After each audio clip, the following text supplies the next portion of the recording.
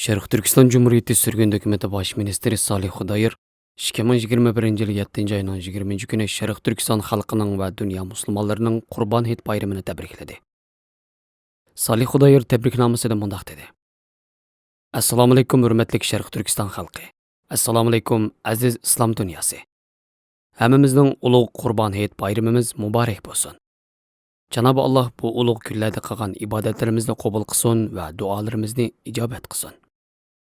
Cenab-ı Allah qılğan qurbanlıqlarımızı qəbul qılıb bizni özüge yaqinlaştırğanidek bu qurbanlıq arqılıq musulmonlarning arasını bir-biriga yaqinlaştırsın. Musulmonlarning qalblarini bir-biriga yaqinlaştırsın. Musulmonlarga öz qarindoshlarning beshiga kelgan baloy ofatlarni ko'ra oladigan ko'z, his qila oladigan qalb, ich og'rita oladigan yurak, yordam qila olgudek iroda va iymon ato qilsin. Amin. Şərq Türkistan Cumhuriyeti sürgün hökuməti Şərq Türkistan xalqı nomidan dunyodagi bütün musulmonlarning Hit bayramını təbriklaydi və aman esenlik tilaydi.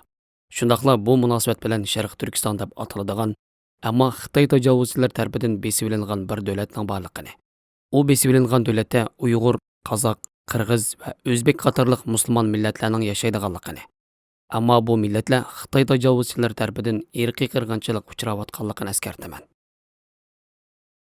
Bu Qurban Hit munosabati bilan bütün dünya musulmonlari xushallik kayfiyatiga kirgan bo'lsa, mazlum Şərq Türkistan xalqi bu bayram xushalligiga erishamadi. Chunki Şərq Türkistan Cumhuriyeti Xitoy tajovuzchilari tarafidan ishg'ol qilindi va 72 yildan beri dunyodan ayirib etildi. Şərq Türkistan Xitoy tajovuzchilari tarafidan usti ochiq bir turmaga va nozik kampaga aylantirildi. Hozir Şərq Türkistan xalqi bu turmalarda va kampalarda qamoqliq. Başqa davlatlardan hech kim bu turmalarga va kampalarga berib tekshirolmaydi. Chunki Xitoy cheklaydi. Xitoy tajovuzchilari Şərq Türkistonda Uyg'urlarni majburiy qisirlashtiryapti. Tug'ishni cheklayotir. Qo'saqdagi bolalarni o'kul bilan o'ltiryapti. Erlarni va ayollarni ayrim kampaga solab zulm qilyapti.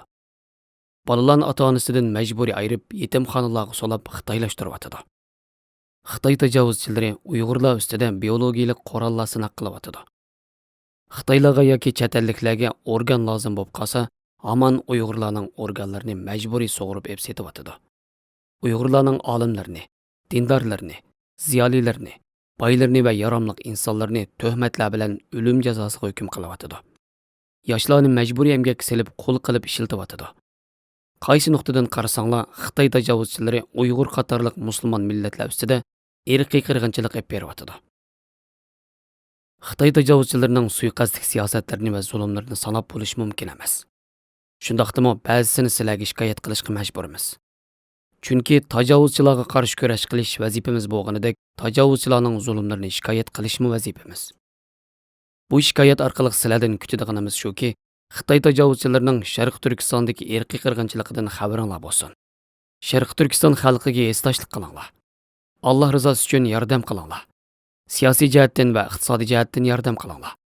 Şərq Türkiston xalqi Xitoy tajovuzchilarini xalqaro jinoiy ishlar sud mahkamasiga sotqib berdi. Bu ishga siyosiy jihatdan yordam qilinglar. Advokatlarga to'lanadigan iqtisodga muhtoj bo'lyapmiz. Iqtisodiy jihatdan yordam qilinglar. Şərq Türkiston Xitoy tajovuzchilaridan qutulib mustaqilligini asliga keltirdi. Şərq Türkiston mustaqil bo'lsa, butun dunyo Xitoy tajovuzchilarining tahdididan qutulib qoladi. Shundaqla butun dunyo haqiqiy bayram shodligiga cho'madi. Butun dunyoning haqiqiy bayram shodligiga cho'mish orzusi bilan hammamizning bu yilgi Qurban Hitini takror tabriklayman va butun dunyo xalqiga omonlik tilayman.